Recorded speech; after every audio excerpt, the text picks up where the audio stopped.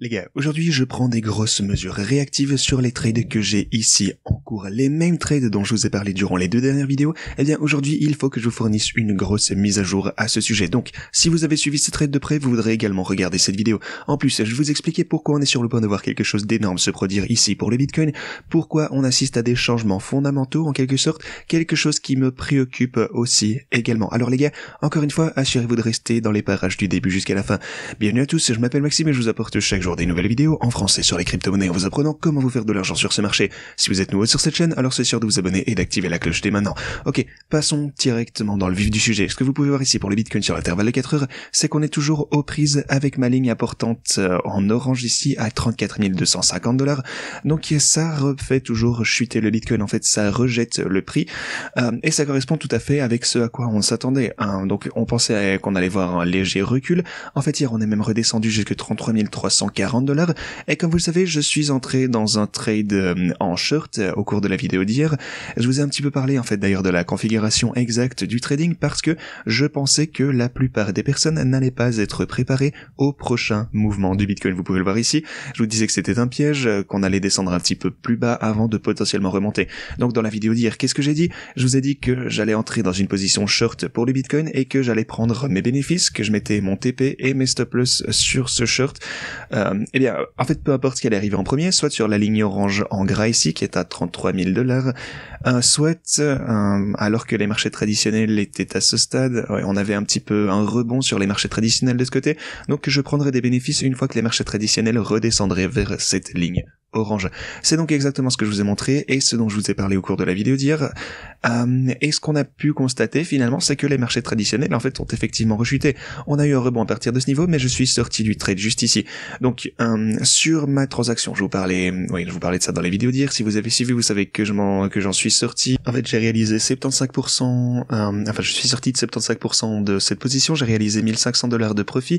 Donc pour le coup, en fait, c'était pas la décision optimale pour être honnête. C'était pas vraiment le meilleur truc à faire. C'était un profit décent, évidemment, je m'en plains pas. Mais après ce rebond, eh bien, on a commencé à chuter encore davantage pour les marchés traditionnels. Et c'est à ce moment-là plutôt que le Bitcoin est tombé à 33 400 $. Maintenant, je sais que ça a été toujours un risque. Bien sûr, on aurait pu, à partir de ce point, rechuter, mais j'ai voulu sortir juste au cas où on aurait pu voir un rebond. Mais voilà, ensuite on a continué à chuter, donc j'aurais pu faire davantage de profit. L'idéal ça aurait été bien sûr de prendre les bénéfices sur ce trade, et bien d'attendre pour qu'on descende plus bas, mais bon voilà, j'ai ma configuration de trading depuis le début, je suis ma stratégie de toute façon, donc voilà, ok c'est sûr j'aurais pu faire 4-5 000 $ au lieu de seulement 1500, mais voilà, au moins je n'ai pas pris de risque, plutôt 1800 $, vous le voyez ici, mais bon bref, de toute façon c'est pas si mal, on peut réaliser davantage de bénéfices de toute façon plus tard avec d'autres transactions. Si on regarde d'ailleurs ici, il est très clair qu'on a cette ligne de tendance juste là, donc voilà, je pense qu'on finira par voir des prix plus élevés de toute façon, mais je pense qu'on va également assister à un petit répit, simplement parce que les marchés traditionnels ne se portent pas trop bien en ce moment.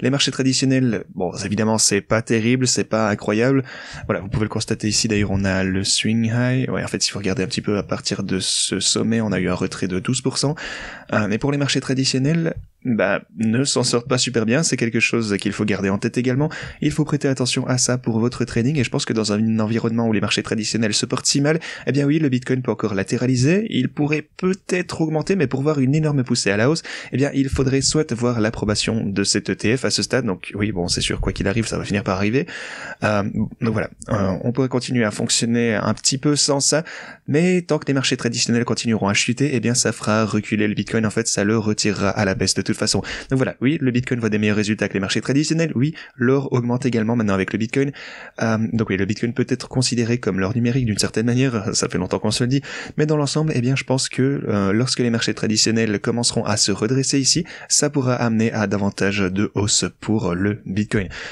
Sinon, pour ce qui est de mes trades, comme je vous disais, ma transaction en ce moment, eh bien j'attends toujours, j'ai encore un petit short de ce côté, je vais peut-être rechercher davantage d'entrées, donc si vous avez entrepris cette transaction et que vous avez réalisé des bénéfices en utilisant l'une de mes stratégies trading, eh bien n'hésitez pas à vous abonner et à activer la cloche pour davantage d'updates. Je vous informerai bien sûr dès que j'entrerai dans une nouvelle configuration de trading. Maintenant, pour ce qui est de mes bots de trading, eux, passent également, eh bien, un bon moment pour le coup. On a accumulé 7, 8, 4, 5 ordres ici, vous pouvez le voir. Mais ce que je vais faire maintenant alors, parce qu'ils ont accumulé, en fait, pas mal de positions ici, en fait, je vais essayer de sortir un petit peu de toutes ces positions, d'atteindre le TP. En fait, ce que je vais faire, c'est que je vais simplement réduire le take profit en ce moment sur chacun de ces bots. Donc oui, le prix du TP, de la prise de profit va être atteint plus rapidement, forcément vous savez comment ça marche, je vous en parle de temps en temps. Ok, donc voilà, je continue à faire ça hors caméra, parce que de toute façon ça va prendre un certain moment. Il suffit juste d'abaisser le prix du take profit au plus bas possible, donc pour sortir de ces transactions avec un profit et démarrer un nouveau cycle au plus vite, ce serait absolument fantastique. À part ça, bien entendu, si vous souhaitez utiliser mes stratégies de trading, si vous souhaitez trader par vous-même, eh bien rendez-vous dans la description de cette vidéo, vous pouvez réclamer grâce au lien que vous y trouverez jusque 60 000 $ sur OKX avec ce lien. Et si vous souhaitez utiliser les bots de trading d'ailleurs, ceux qui rapportent un max de profit, comme vous pouvez le voir chaque jour en vidéo, eh bien vous pourrez également le faire en un seul clic avec ces liens juste ici. Configurez ces bots pour utiliser les mêmes paramètres que moi. Ok, maintenant, à l'avenir, ma stratégie reste toujours la même. Vous le savez, j'accumule autant de Bitcoin que possible au sein de cette zone en particulier. Maintenant, je pense que c'est potentiellement quelque chose qui pourrait, arriver en fait quelque chose comme ceci, le fait qu'on aurait, une tendance haussière à l'intérieur de cette boîte en bleu juste ici. Vous voyez un petit peu comment je l'ai tracé. Peut-être des reculs, de la consolidation. On s'en fiche, de toute façon, on sera plus haut après cette zone. Un mouvement plus important vers le halving lors des ETF, etc. Donc voilà, ça pourrait se produire, c'est sûr. Et puis ensuite, potentiellement après le halving, on pourrait voir davantage de prise de profit, donc reculer un peu, et puis recommencer à monter à mesure qu'on voit tous les effets de cet ETF se produire et tous les effets du bull market. Bah pour le coup, vous savez quoi, je vais laisser ça en fait, juste pour le fun. On va voir peut-être si je peux passer pour un génie dans 6 mois. Donc on verra bien. Lorsqu'on aura cet ETF qui sera approuvé, eh bien ce sera un énorme événement pour le Bitcoin et je pense que tout le monde va pouvoir en profiter. Donc voilà, je vais laisser ça comme ceci, j'accumule autant de Bitcoin que possible à l'intérieur de cette zone, vous connaissez la stratégie. Maintenant, certains éléments clés sont en train de se dérouler ici, c'est super important parce qu'en ce moment, on voit des dépôts bancaires chuter de manière incroyable. Les banques sont donc en difficulté en ce moment, on n'a pas besoin davantage de preuves, beaucoup d'argent fuit le système bancaire, et aussi si vous regardez un petit peu les actions des banques régionales, en fait, les stocks, vous pouvez voir qu'elles souffrent en fait. Non, juste pour référence ici, ce que vous pouvez voir c'est février 2023 et début du mois de mars, on a eu donc cette crise bancaire régionale. Vous savez que les actions bancaires ont chuté, en fait c'était une chute libre. Le gouvernement américain a dû intervenir pour stimuler ces banques, les renflouer et stimuler l'économie. Donc voilà, c'est un petit peu ce qui s'est produit, ils ont dû sauver tout le monde. Et puis ensuite les actions bancaires ont réaugmenté et maintenant on est en train de s'approcher du même genre de niveau que ce qu'on a pu voir à l'époque. Donc si on devait voir une nouvelle chute libre du système bancaire, le gouvernement devra intervenir à nouveau, il faudra stimuler l'économie, et encore une fois, le Bitcoin ferait... en fait, simplement en regardant un petit peu ce qui s'est déroulé avec le Bitcoin, lorsque ceci s'est produit la première fois, lorsque la crise bancaire s'est produite, et lorsqu'il a été annoncé, qu'il devrait renflouer toutes les banques, regardons un petit peu mars, vers peut-être juillet, quelque chose comme ça. Est-ce que le Bitcoin a fait au cours de cette période? On va peut-être prendre à l'intervalle hebdomadaire, ce sera plus facile. En fait, je suis presque certain que le Bitcoin a vu un super moment. Ici c'est février, janvier même, janvier 2023. Donc oui, en fait on a vu des bons résultats en fait. Au point où la crise bancaire s'est produite, le Bitcoin est passé de 16 000 à 31 000 $. Donc Ouais, 31 000 $, on va dire ça comme ça. Donc voilà, encore une fois, surveillez tout ceci, ça pourrait potentiellement propulser le Bitcoin à la hausse, je continuerai à vous tenir au courant. Mais voilà, c'est quelque chose auquel peu de gens prêtent attention en fait. Si vous êtes témoin d'une nouvelle crise bancaire similaire à ce qu'on a pu voir au début de cette année, s'ils doivent intervenir et renflouer les banques, grosso modo, ils vont devoir donner leur excès de liquidité pour surmonter la tempête, on va dire. Donc si vous voyez ça comme ça, rappelez-vous qu'on approche des mêmes niveaux dans lesquels ils sont entrés la fois précédente pour sauver tout le monde.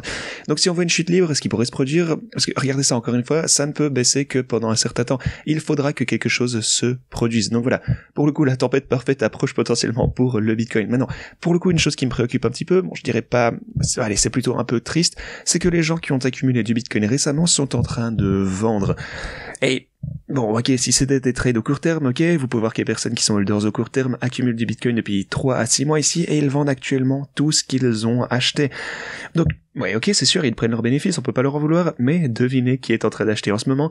Ce sont les whales, les holders au long terme, les énormes entités qui détiennent entre 1 et 10 000 bitcoins dans leur wallet, des centaines de millions de dollars sont en train d'affluer dans les cryptos, ils accumulent du bitcoin à un rythme effréné, et tout le monde est en train de leur vendre pour moins cher, enfin pour pas cher évidemment, pas comparé à ce qu'on verra dans certaines années. Alors voilà, on voit beaucoup d'accumulation de la part des whales en ce moment, en fait c'est le niveau le plus élevé qu'on a pu voir depuis, depuis juillet de 2020, non désolé en fait ça doit être juin de cette année. Et ouais, vous pouvez voir où le prix du Bitcoin était à l'époque. En fait, il était beaucoup plus bas qu'actuellement. Vous le voyez, les whales ont accumulé comme des dingues juste ici, et puis elles ont laissé le marché faire son travail, et maintenant elles accumulent une fois encore. Mais voilà, on a augmenté de manière incroyable après avoir vu cette accumulation, et maintenant encore une fois, regardez ça, c'est eh bien encore une fois similaire entre les holders au court terme, en même temps que les whales accumulent comme des dingues auparavant. Les holders au court terme vendaient également tout leur Bitcoin et qu'ils avaient accumulé précédemment. Donc voilà, encore une fois, l'histoire est en train de se répéter. Ne vendez pas vos Bitcoin aux whales. Je voudrais que les holders au court terme, eh bien, gardent leur Bitcoin, en fait, qu'ils y croient, dur comme fer. Évidemment, ça profiterait à tout le monde, donc qu'ils ne les vendent pas aux énormes whales juste pour qu'elles fassent encore plus de profit. C'est mieux si c'est réparti, forcément. Voilà, c'est que mon opinion. De toute façon, c'est ce que j'avais pour vous aujourd'hui. Merci d'avoir regardé et à la prochaine.